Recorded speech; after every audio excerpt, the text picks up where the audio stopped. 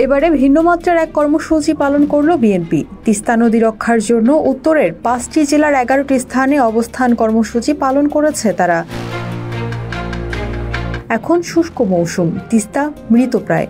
সেই তিস্তা নদীর পাড়ের বালুকাময় চরে প্যান্ডেল তাঁবু খাটিয়ে 2 দিন ধরে বিএনপির নেতাকর্মীরা অবস্থান করছেন। নদী রক্ষার জন্য জনসভা হয়েছে। দিনভর মানুষজন নিজেদের মধ্যে কথা বলেছেন, নেতাদের ভাষণ শুনেছেন। অভিনব এ ধরনের কর্মসূচি এর আগে তেমন দেখা যায়নি। অবশ্যই দেশের নদ নদী পরিবেশ রক্ষায় উদ্যোগ বিএনপি আগেও নিয়েছে। দলটি প্রতিষ্ঠার সময় থেকে এমনটা আমরা দেখি। বিএনপির প্রতিষ্ঠাতা রাষ্ট্রপতি জিয়াউর রহমান সারা দেশে ঘুরে 26,000 কিলোমিটার খাল খনন বা পুনরুদ্ধার করেছিলেন। খালেদা জিয়া প্রধানমন্ত্রী হিসেবে দায়িত্ব পালনকালে দেশে পলিথিন ও 3 হুইলার বেবি ট্যাক্সি নিষিদ্ধ করেছিলেন।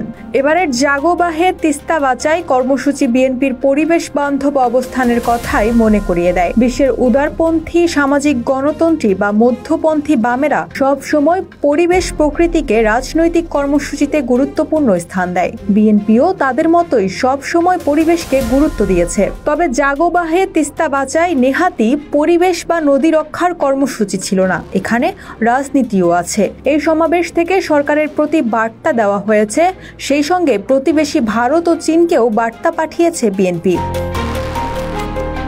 বিএনপি ভালোভাবেই তিস্তা রক্ষার সঙ্গে নিজেদের কৌশলগত অবস্থানও পরিষ্কার করেছে। প্রথমত উত্তরবঙ্গে জনসাধারণের সামনে জনস্বার্থ সম্পৃক্ত বিষয় নিয়ে উপস্থিত হয়েছে।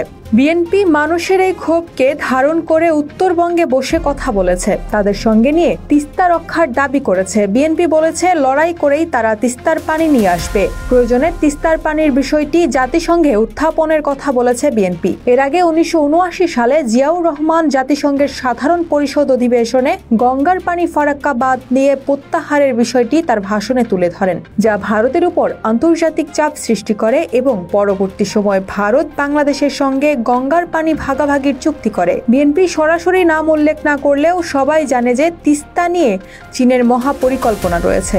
ভারত বরাবরই এই পরিকল্পনার বিরোধিতা করেছে। বিএনপি মহাপরিকল্পনার পক্ষে নিজেদের অবস্থান জানিয়ে দিয়েছে। ফলে বিএনপির দীর্ঘদিনের পুরানো বন্ধু চীনের সঙ্গে সম্পর্ক নতুন করে শুরু হতে পারে বলে ধারণা করা হচ্ছে। এর মানে হচ্ছে বিএনপি আবারও তার পুরানো পররাষ্ট্র নীতিতে ফিরে যাচ্ছে।